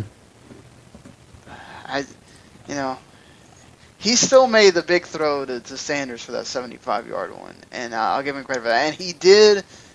He could have almost won it at the end of regulation because Sanders almost makes a freaking hell of a grab. He doesn't get touched, and he basically runs to the end zone, and then they run out of time. But then they called it incomplete and whatever, and they got a little bit more. But still, to me, there's still positives about Peyton Manning, but it's starting to mount up, isn't it? It's just. Yeah. But I mean, I don't know what you can't take him out. So. No, you can't take him out because I mean he is right now your franchise quarterback. I mean, with the guy that got everything surrounded his ability, and your offense is geared toward what he's good at. It's just you got to take with the good with the bad with him. Honestly, I mean, you would say the same thing about quarterbacks that are kind of reckless.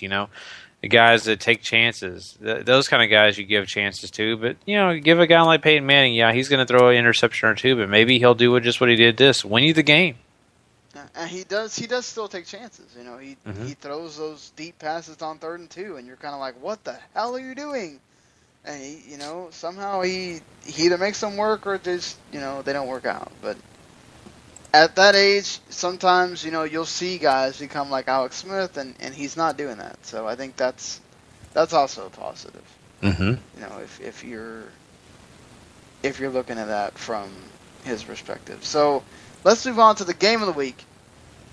This would have been our Rabble game, but, all of us wound up being busy.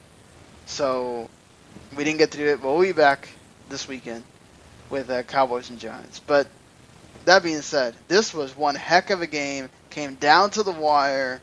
32 seconds left on the clock when Greg Olsen makes that catch in the end zone where he's wide open because the Seahawks sitting there looking at each other like, who's supposed to have him? Who's supposed to have him? Hey, guys, hello. You've lost how many games in the fourth quarter now? Like, shouldn't y'all just be marking people at this point? Like, I don't know what to say, but Randy, like, what'd you see from this? I love every second of it. I know you did. Oh, it's so good. This wonderful defense that everyone's saying is the greatest ever. They have to guard one guy. We all knew going into this game, you have to guard Greg Olsen. Everyone else on the team sucks.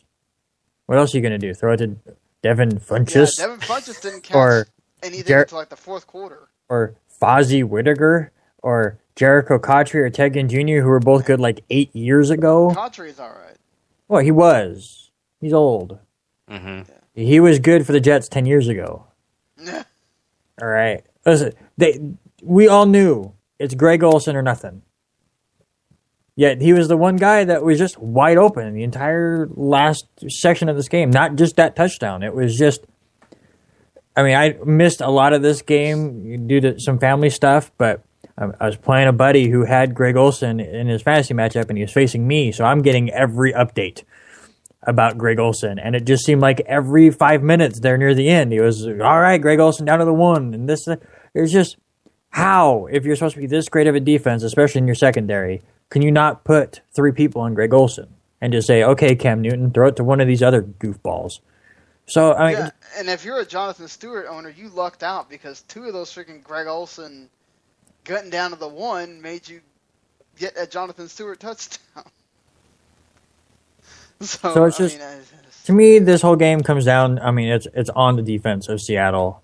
Will they be able to turn this around? Probably. But, I mean, it's at home. It makes no sense. I didn't pick Carolina to win this game. I don't think very many people did. But now you're starting to see there are cracks in that defense. The offense is starting to look a little bit better. Jimmy Graham has a pretty good day. Marshawn Lynch, not fully healthy yet, but he looks okay. Russell Wilson has a decent day, but it's all on the defense. The defense got beat up. Well, let's be honest here, though. I mean, the defense did get beat up, but they played pretty well for the most part. In that they intercepted Cam Newton, they sacked Cam Newton more than anybody else has. Now that being said, the offense needs to have fingers pointed at them too, because I'm writing down. I'll be on. I write down every drive what happens. I don't do play-by-play, but I write down when somebody gets a first down. I write when there's a 3 and out, and I write penalties, and I write the scoring plays. I see a ton of 3 and outs for Seattle on my list here. I see a ton of Russell Wilson getting sacked. Jimmy Graham had a nice day, so that means he finally figured him out. Marshawn Lynch was actually pretty decent. He fought for a bunch of yards, and he got a touchdown. He's still not the old Marshawn Lynch, but again, I feel like this offensive line is really hurting Russell Wilson. Like, he was literally having to run for his life a lot in this game. He is the most sacked quarterback in the league. Like, how are you supposed to win if you are the most sacked quarterback in the league? And this is a guy that runs. Like, at some point, this is on your offensive line, too. And the fact that you have crappy receivers. Like, I just, I don't know. But, like, look, I blame the defense for the miscue and all that stuff. But the offense is not that great either. I don't know, Randy. It just, to me, like, I don't know what happened to this vaunted offense, but it's gone. Yeah, and absolutely, and it's really funny up here in the Pacific Northwest to see. I mean, yes, there are diehards that are legit fans of this team, but holy crap, has the blue and neon green just disappeared from where I live. It's either nobody wants to talk about them, or they've just they put it all away. Fans, and it's so wonderful. And then you have I was at work today and I had a fan go, well, at least we'll win on Thursday. I'm like, are you sure? I don't know about that. Are you sure you're going to win on Thursday? It's in San Francisco, right? Yes. Mm-hmm. Yeah, San Francisco plays a hell of a lot better in San Francisco. And you know my rule. It's home team on Thursday night, and they're the one that are playing better right now. Are you sure you're going to win on Thursday, Seattle? Yeah, and Hoshka's going to break his leg after he tries to kick a field goal. It's also true. So, yeah. That being said, on the other side, Gary, now Carolina has played what you would call a real team with a real defense. Cam Newton had to deal with a lot of adversity. They were down 20-7 going in the fourth quarter. He willed them back. Lots of thanks to Greg Olsen, but there was a lot of freaking him throwing the ball and getting in the spots and all that stuff. Is Carolina for real now? I think you can say so to an extent. I think that, this team, like I said before, I wasn't sold because they hadn't played anybody. But Seattle has a good defense. Yes, sure, they've had some mishaps in this game, but they're still a solid defense. And so what Cam Newton was able to do, primarily a lot by himself, let's be honest. And that's what he's done all year. So if they could do that with Seattle, I think there's a lot of other defenses they'll be able to play against and actually have some success, despite the fact that, people are going to give the other team the edge because of the defense. But, yeah, Cam Newton is definitely one of those guys. I got to put in that candidate for MVP so far because he is doing everything for this Carolina team. Oh, yeah. You can definitely put him in that conversation. I mean, you can put him in the conversation. You can say Aaron Rodgers and Brady are having huge years or whatever, but man, I don't know if you can say that anybody means more to their team right now than Cam Newton.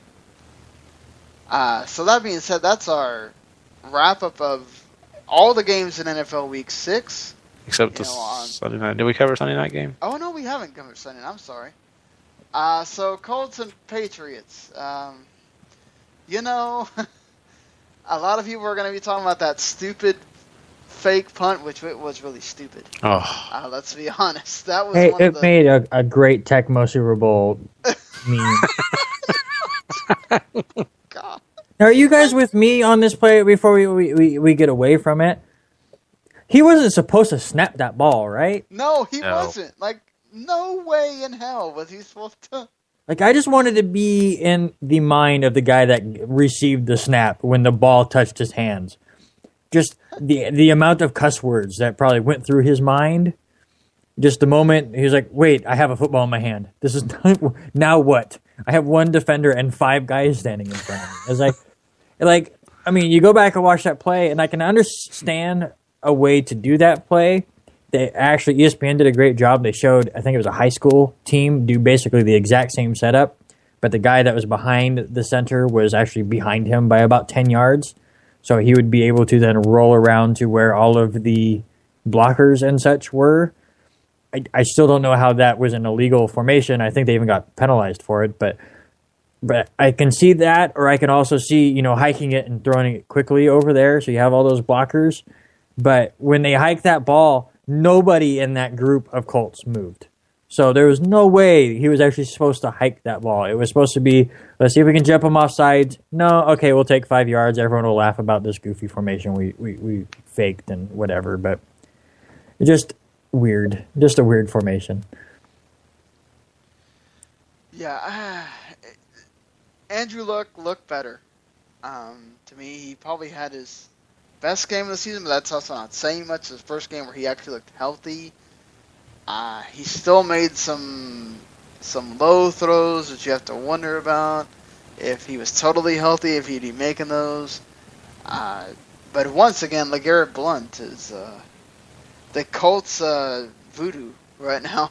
Like, just again, even a pass touchdown, his first ever pass touchdown, Mr. LeGarrette Blount. I mean, just could not stop him. And Brady looked fine.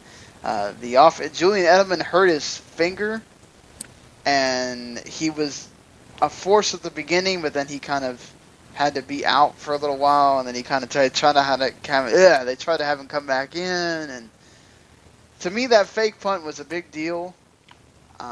And also there was another drive that pretty much sealed it for the Colts, but defense couldn't really stop the Patriots. I mean, yeah, listen, the better team won this game. Yes, that weird fake punt was huge, especially field position wise, and kind of closed the book on the Colts. But overall, like, the Patriots are just the better team.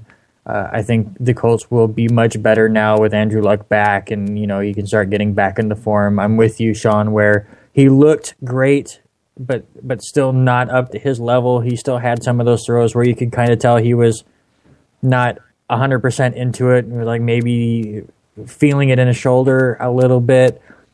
But Frank Gore looked pretty good, but just the Patriots are just good, and they're a tough team. So I don't think if you're a Colts fan, you go, oh my God, we lost this, our season's over. You just go, we lost to a better team, and you move on.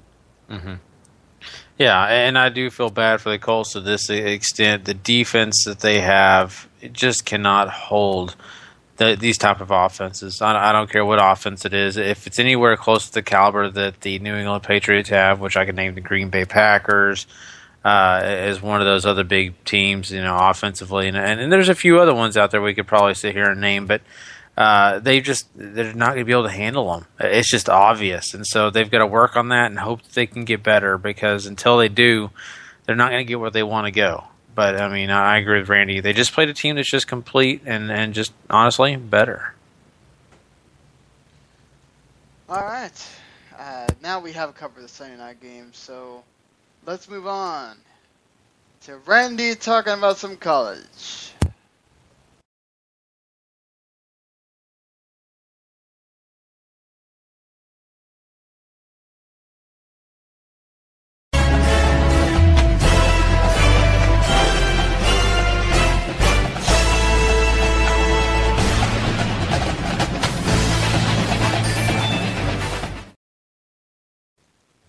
All right. Now, sorry if there was like a long pause there. Go ahead, Randy. Well, the funny thing is while the music was playing, you're saying you're on mute, and I'm like, I thought I turned myself back on because I was on mute before that. Oh. So I'm messing with my microphone thinking, what did I do? Am I back? What's going on? I'm sorry. No, it's fine. Mute, I mean sprinkle some. Yeah. Okay, I just want to quickly congratulate Mr. Paul, is it Lazier? How do you say his last name? Yeah, Paul Leaser. Leaser? Yeah. Perfect this week, sir. He goes 10 for 10, the first person in our group to do so, and is now pulling away from the group a little bit. He is our leader as far as pick'ems go. Just to kind of quickly go through some of these games, Florida looked really good against LSU with their backup quarterback, led a lot of this game, but kind of just fell to Death Valley, and LSU comes back and gets the big win. Notre Dame looks good against USC, which we all kind of saw was happening. Kind of a surprise result, maybe not as far as who won the game, but just how Iowa completely destroys Northwestern 40-10. Again, I had Northwestern winning the game, but with the confidence of 3, I was unsure. And just a complete blowout. Just to bring it up because they were the team I thought were going to do great. Arizona State stays with Utah till the fourth quarter before falling there. But really, the one game that everyone's talking about and the one game we have to touch, Michigan State, Michigan, where Michigan completely, it looks like they're going to win this game. All they got to do is get the punt off with 10 seconds to go. Michigan State has no timeouts. You just kick it deep. And there you go, and just make sure they don't have some 80-yard crazy thing. You just tell the punter, kick it out of bounds, and we win this game. And instead, the snap's a little low, the punter muffs it, and then instead of just falling on it and saying, okay, throw a Hail Mary from 45 yards deep, he makes a terrible decision to try to do a spin kick while getting hit, and it pops up in the air, and Michigan State gets it and takes it to the house with no time remaining and just stuns the entire crowd. Listening to Dan Levitard this morning, they played a sound clip of a local Michigan television broadcast, like a news station, where their field reporter was outside of the stadium and obviously was not able to watch the game, and they told him over his headset right before they went live that Michigan won the game. So they go live to him, and he's talking about how everyone's going to be storming the streets because Michigan just won, and then they had to go, well, actually, the Michigan State did this because everyone thought it was over. So it was just one of those ridiculous plays that just you rarely see, and it just seems to happen in college football and the craziness that goes on. And a great game, completely finishing with a remarkable ending. Yeah, it was insane. It really was. And, I think, I'm not sure if you guys, I know I chose Michigan in this game. I felt like they were going to come in. You did too, Randy? Yeah, it cost me 6 points, that punt. Ooh, I think it cost me 5. But, it was tough, watching that if you're looking at it through that aspect. But this is a blast if you don't even care about your pick'ems or your confidence level, because these are the kind of things that you're going to see every rare time. It's very, very rare to see these kind of plays, but it was fun to watch, and you got to feel bad for the Wolverine fans, but at the same time, happy for those Michigan State kids. That's got to be terrible for Michigan. They should have won that game. Damn it, they made me lose points. I mean, come on, man.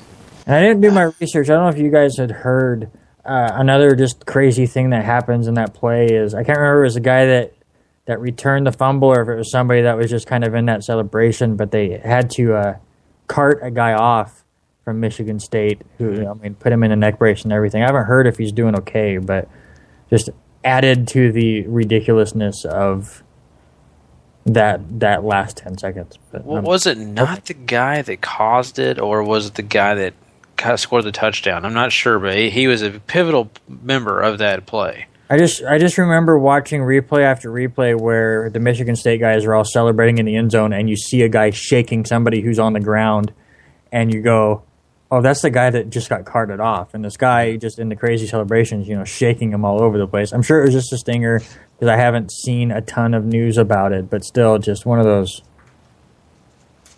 just craziness. Yeah. Yeah, really. Well, do you have anything else there? Or? No, and I'm kind of disappointed. Next week doesn't look that great on the docket, but I'm sure we'll have some craziness to talk about, I'm sure. Oh, yeah, we will.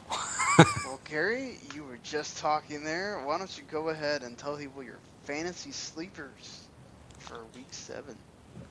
All right, everybody. Well, it's kind of crazy. Once again, we've kind of touched on some of these players already, but, I'm going to go ahead and mention a few names here. I do want to say this, and I reiterated this on Thursday, and I'm going to say it again. Once again, if you're a Kansas City fan and you're excited about West, or maybe even thinking about Niles Davis, but if you're not, you may not know much about those guys. I just want to reiterate: if you need a running back and you're desperate, go ahead and pick up West. He is the guy to have. Davis is still okay, but he's not really the one. So just want to throw that out there before we get into our top 5 guys I have for you this week. The number 1 guy on this list, and we're not going in value order, we're just going in number 1, whatever. is Diggs. We just talked about Diggs earlier, and Randy said he's even considering putting him on his team because he needs a receiver. If you need a receiver and you want to take a chance, Minnesota's playing Detroit next week. There's a great chance that Diggs could be a big part of that offense, even if Charles comes back. You want to make sure you have him on your team just to, maybe give you a little boost if you need one. Also, we want to mention Buffalo's receiver Hogan. Now, this is a guy that's been consistent in the offense. He's not great, but he's a guy that has been there. He's gotten targets. You may want to look out for him as well. So if you need a sleeper this week and you need some points, hey, go pick up Hogan. Also, if you notice, the Seattle Seahawks love this guy Lockett. Yeah, that's right. Seattle has a guy that is doing pretty well for himself. He's also a special teams player, so if you get special teams points, he's definitely somebody to add on your team. But Lockett's a guy that even in PPR, he could definitely do some good for your team. And also, we want to bring up the rear with two guys that I think in Pittsburgh have not only had a great week this week, but I think they could give you some good points next week, especially one in Matt Bryant. I said Matt Bryant. Why would I say Martavius Bryant? Anyway, Bryant, the receiver, not a kicker, in Pittsburgh is a great choice. Even if Big Ben comes back, I think Big Ben's going to be looking for that guy. I know he's a big fan of the Wheaton kid, but I think that Bryant is definitely a guy you want to look out for. And Landry Jones, this week, if you need a quarterback and you hear Big Ben is still questionable and may not play, pick him up.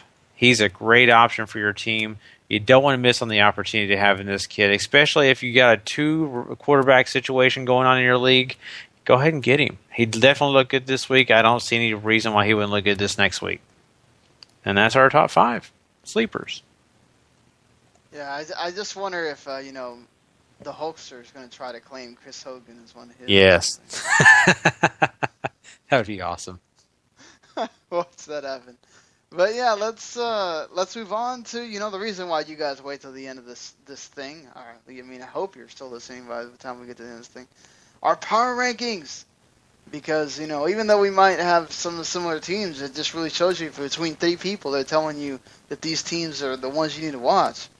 Well, then that means they're awesome, right? So, Gary, why don't you kick us off with your top 5? All right, my number 1 still is New England. I know they've been on top for a long time, but guess what? They still haven't proven me that they should be lower. Green Bay running at number 2. Wow, if there's anybody as close to New England as possible, it's Green Bay. I mean, they are neck and neck, but I'm still giving Green Bay that number 2 spot. Number 3 for me is still Cincinnati. Cincinnati continues to go on this streak. They continue to look great offensively and defensively. They are on top of their game.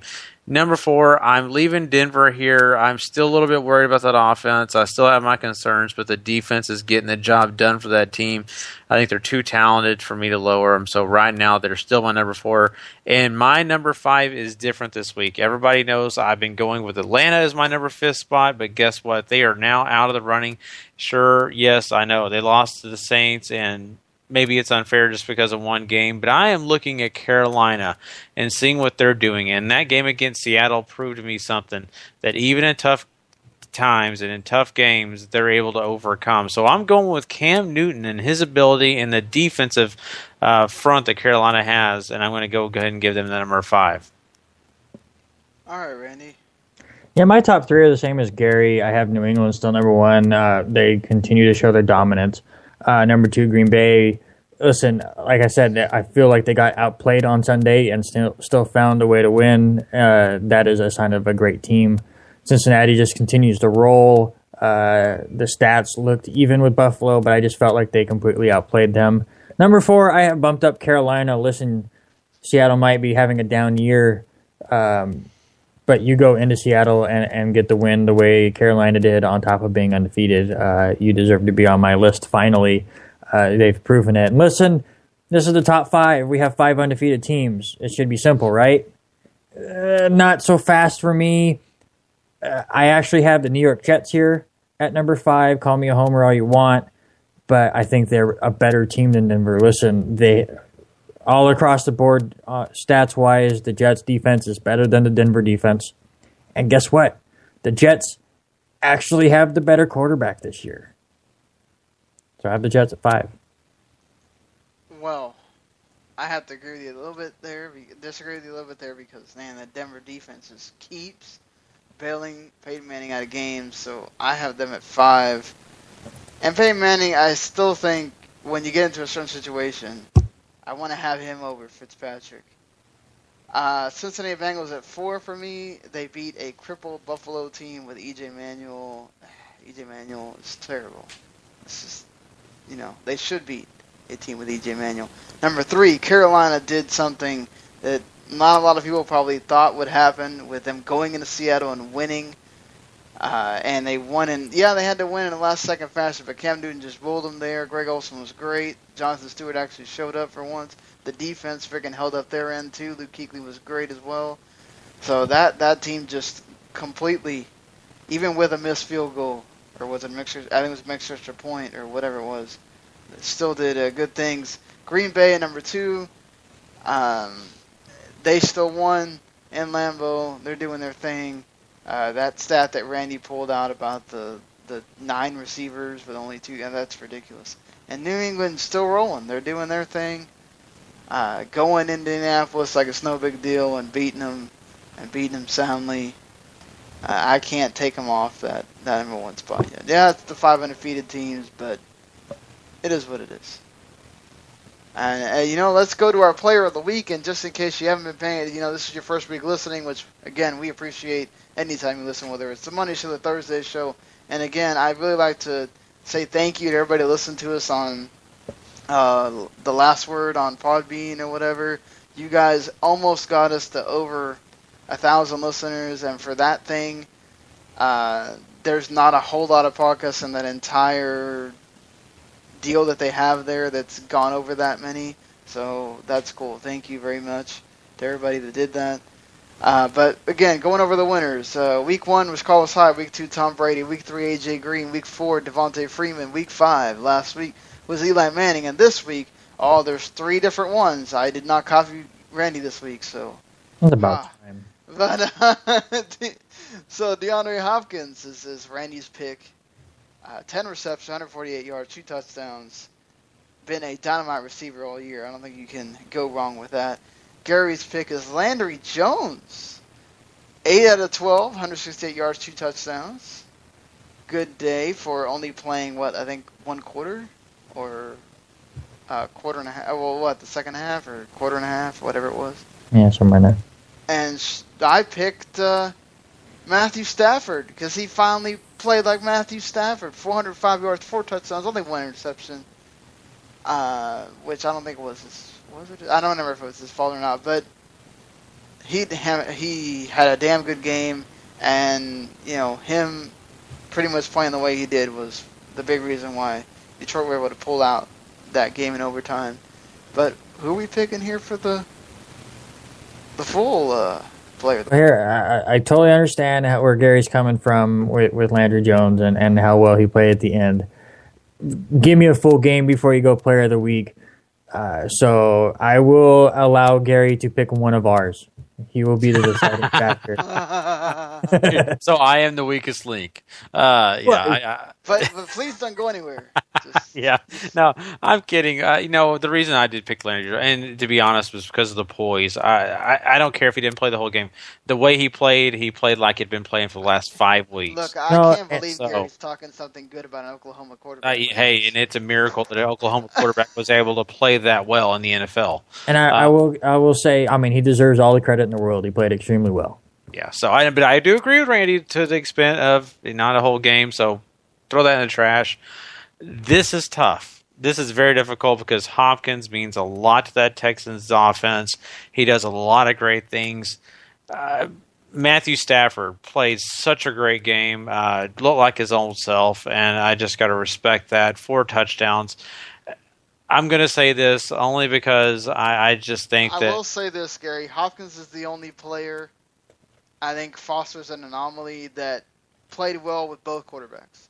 Yes. So I agree. So I'm going to say this. I think Matthew Stafford had a wonderful day. I think he played a great game. But I also look at the team he played against, and their defense isn't so great, and I'm not sure that I shouldn't think that Stafford shouldn't do that on purpose, not So I'm going to go with Hopkins. I just think that he is the guy this week that proves that, hey, he's a great receiver and people need to pay attention to him. Matthew Stafford, wonderful day, but I'm going Hopkins. All right, fair enough. So there you go. DeAndre Hopkins is our player of the week. See, Sean, that's why you copy me on the other weeks. There you go. Whatever. Just, I finally try to go with not copying. See what I get? I know, but see, if Stafford would have played Arizona, we'd be talking a different game here. Stafford would have been hands down. That's fair enough. Oh, he did play Arizona and he got benched. Yeah, so there you go. But anyway, well, we look ahead to Week 6 in only a few days' time. And, of course, before we do that, we're going to have a Thursday Night Football Ravel, which Gary will be back with me. May or may not have Brandon, since he did a good job on Monday filling in for Randy and Gary since Gary was gone. So just hats off to him. I will be with Brandon calling the Cowboys and Giants game on Sunday night, or Sunday afternoon. So that will be pretty cool. And if you are crossing over from our wrestling podcast, if you're watching that Hell in a Cell pay-per-view on Sunday night, screw listen to Michael Cole and freaking JBL. Freaking turn on Ravel and listen to Gary. Well, Gary will show up at some point when he gets home because he has other cooler things to do than sit there and be an idiot like me and be doing this. But I'll be there. Mr. Patrick Ketzel will be there. And maybe Paul will be there. I don't know. But again, you hear us blab on about our stuff all the time. And I just want to say thank you to everybody that gave us cool compliments on Ravel, because you guys are cool. Hopefully you're listening to the podcast, because if you're not, you're missing out on like the big kahuna thing that we have here, that you should be listening to if you enjoy when we do the games or the post-game or whatever. But it is good to know that we're doing that, and there's people listening, and there's people that like it. So it gives us a reason to keep doing it. That being said, if this is your first time listening, thank you.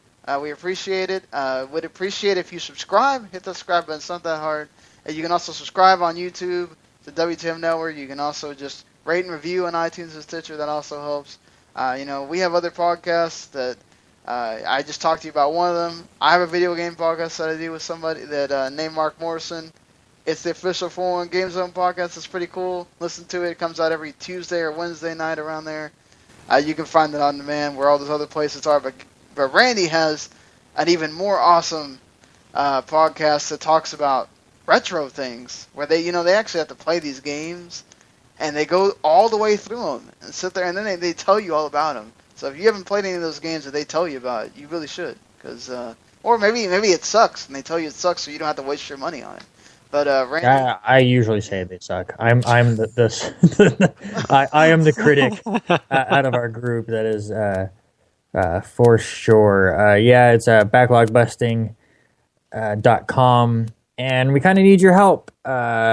We decided we have a Friday the 13th coming up next month, and thought it would be kind of interesting to switch things around, because usually we each will play a game, and then we'll play a game that we both play. And we decided to mix it around, and I get to pick the game that Wes gets to play. And he will decide what torturous game I have to play. And we decided to leave it up to you guys to figure out what we're going to play together. So your nominees are Cameo, which is a Xbox 360 game. BattleBox Theater, which is from the guys that make Castle Crashers and Alien Hominid. You have Comic Zone, which is a crazy 90s Sega Genesis game about... part rocker, part cartoon artist who gets sucked into his comic books. Donkey Kong Country, which I'm sure if you're a video game nerd, you know exactly what that game is. And River City Ransom, which is a lesser-known NES game that has spawned such great games like Scott Pilgrim vs. the World is a very similar game to what River City Ransom was like 30 years ago. So pick one of those 5 games and kind of decide our fate. And you can't really go wrong, because all 5 of those games are pretty good. I hope. They are. Cameo might be one of those things that was an extra 60 launch game. So, But, that being said, that does it all for this. Thank you again for listening. And be sure to tune in again on Thursday night, really late, or Friday morning. Later, everybody.